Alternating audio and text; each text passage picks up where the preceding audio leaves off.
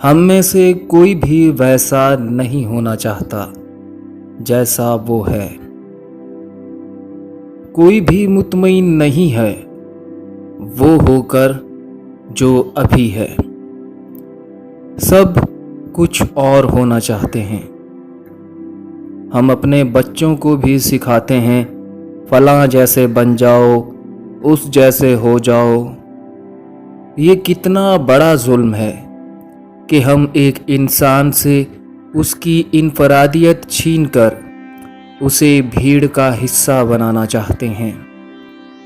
سوچیں، اگر ہم کسی گلاب کے پھول سے کہیں کہ تم بڑے ہو کر چنبیلی جیسے بننا، تو کیا وہ گلاب کبھی چنبیلی بن پائے گا؟ وہ چنبیلی تو بن ہی نہیں پائے گا، بلکہ چنبیلی بننے کی کوشش میں وہ گلاب بھی نہیں رہے گا۔ تم نے اس کے کچے دماغ میں زہر بھر دیا۔ اب یہ بات اسے کھاتی رہے گی کہ وہ چنبیلی نہیں بن پایا، وہ ناکام ہو گیا، اور ناکام ہونے کی آگ میں ہو سکتا ہے وہ دوسروں کے پھول نہ کھلنے دے۔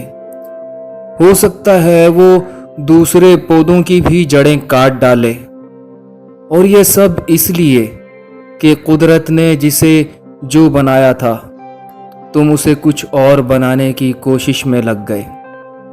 دراصل مسئلہ یہ ہے، اس ہجوم کا جس بھیڑ کا حصہ ہو اسے بھی اسی بھیڑ کا حصہ بنانا چاہتے ہو، اور بھیڑ ڈرتی ہے اس انسان سے جو اس سے ہٹ کر چلے، جو اپنی چال چلے۔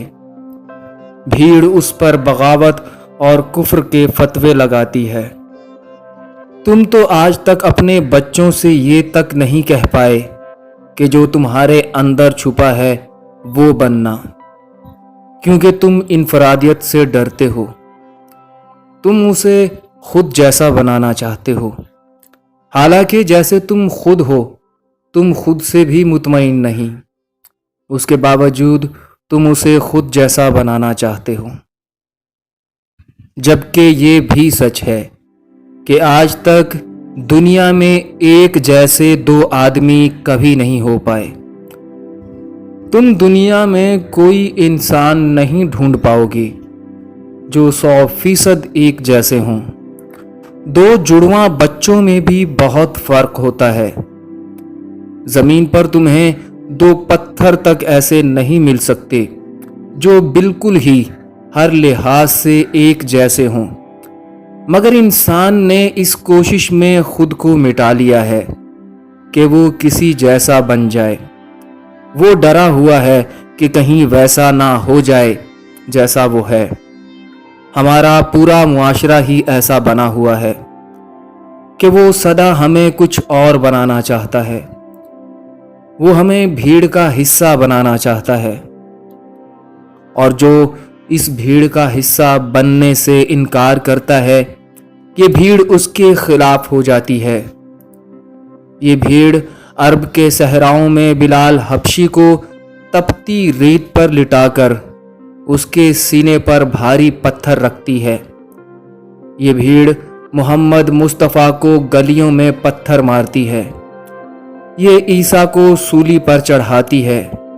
یہ منصور کے ہاتھ پیر کاٹتی ہے۔ یہ بلے شاہ، مولانا روم اور سچل سرمست جیسے صوفیوں پر کفر کے فتوے لگاتی ہے۔ تم بھیڑ میں شامل مت ہونا۔ تم خود میں یہ ہمت پیدا کرنا کہ تم بھیڑ کا ہجوم کا حصہ بننے سے انکار کر دو۔ اکیلے کھڑے ہونے سے مت گھبرانا۔ بڑے ہجوم میں شاید تم زیادہ محفوظ محسوس کرو، مگر اس میں تمہاری شناخت کھو جائے گی اور تم بس ایک بھیڑ کا حصہ رہ جاؤ گے۔ اس کے بعد دوسری بات جو اس کے ساتھ جڑی ہے۔ پہلی بات تم تب ہی کر پاؤ گے جب تم اس دوسری پر بھی عمل کرو۔ دوسری بات یہ کہ کوئی بھی تمہیں کسی بھی حوالے سے کچھ کہے، اسے آنکھ بند کر کے مت مان لینا۔ اسے کھوجنا، سوچنا، اپنی تحقیق کرنا۔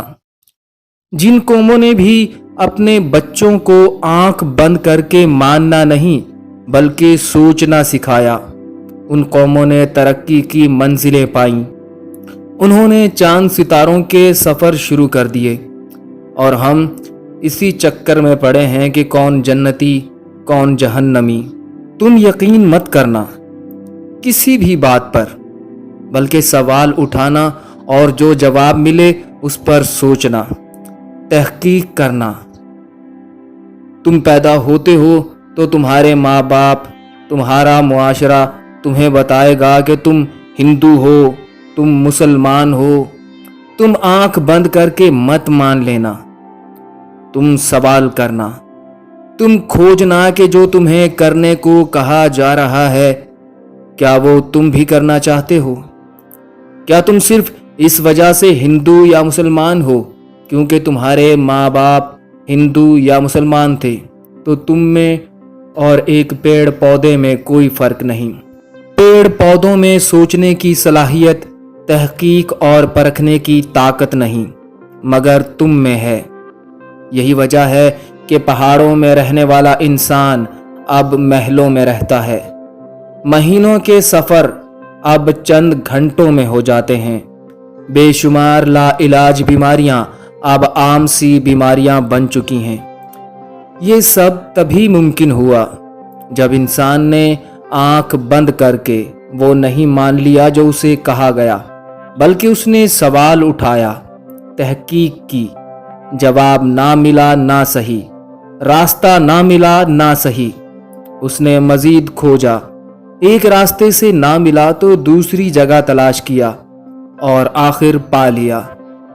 تم بھی لکیر کے فقیر مت بننا، تم کھوجنا، خود تحقیق کرنا، کسی کی پیروی مت کرنا، کسی جیسا نہیں بلکہ خود جیسا بننا۔